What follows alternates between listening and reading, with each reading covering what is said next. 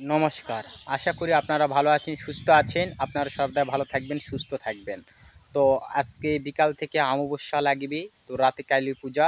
তো আজকে আপনাদের মাঝে যে মন্ত্র দিচ্ছি সেই মন্ত্রটি হচ্ছে, যদি আপনাদের কোনো তন্ত্র মন্ত্র শক্তি পাওয়ার কমে যায়, যদি মন্ত্রর দ্বারা আপনার ঠিক মতন ওই মন্ত্রর দ্বারা কাজ হচ্ছে না, মন্ত্র শক্তি কমে গিয়েছে, তাহলে আজকে যে মন্ত্র দিচ্ছি এই মন্ত্রর দ্বারাই আপনারা মন্ত্র শক্তি বৃদ্ধি করতে পারবেন, মন্ত্র তেজ বৃদ্ধি করতে পারবেন।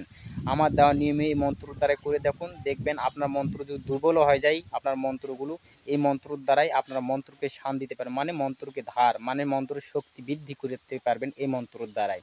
তো স্ক্রিনে প্রথমে আমি মন্ত্রটি দিয়ে দিচ্ছি, তারপর আপনাদের মাঝে নিয়মবিধি বলে দিব, তারপরে আপনারা সেই নিয়মে কাজ করবেন। আগে মন্ত্রটি দেখুন, শুনুন, তারপরে আমি নিয়মবিধি বলছি।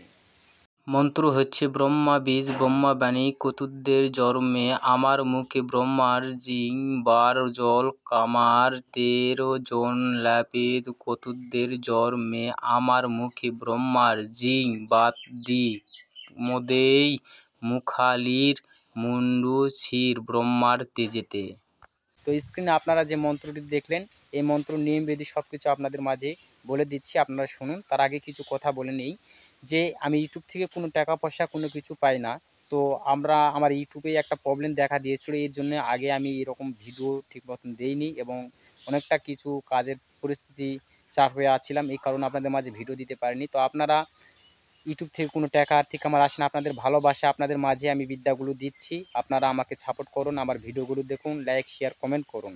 তো অবশ্যই আপনারা বুঝতে পেরেছেন, আপনাদের ভালোবাসা সাপোর্ট না পেলে তো আমি আপনাদের মাঝে ভিডিও দেওয়ার আগ্রহ থাকবে না। আমার কাছে আরও ভালো ভালো সাধনা আছে, জিন সাধনা, প্রেত সাধনা, কালী সাধনা, আরও ভয়ানক ভয়ানক সাধনা আছে, এগুলো আপনাদের মাঝে দিব। আপনারা আমাকে সাপোর্ট করুন।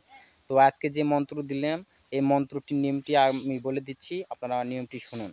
এই মন্ত্রর দ্বারাই যদি তন্ত্র মন্ত্র শক্তি বৃদ্ধি করতে চান, মন্ত্র তেজ যদি আপনারা বৃদ্ধি করতে চান, তাহলে আজকে এই অমাবস্যাতেই এই মন্ত্রর দ্বারাই কাজ করতে হবে, অন্য কোনো অমাবস্যায় কাজ হবে না।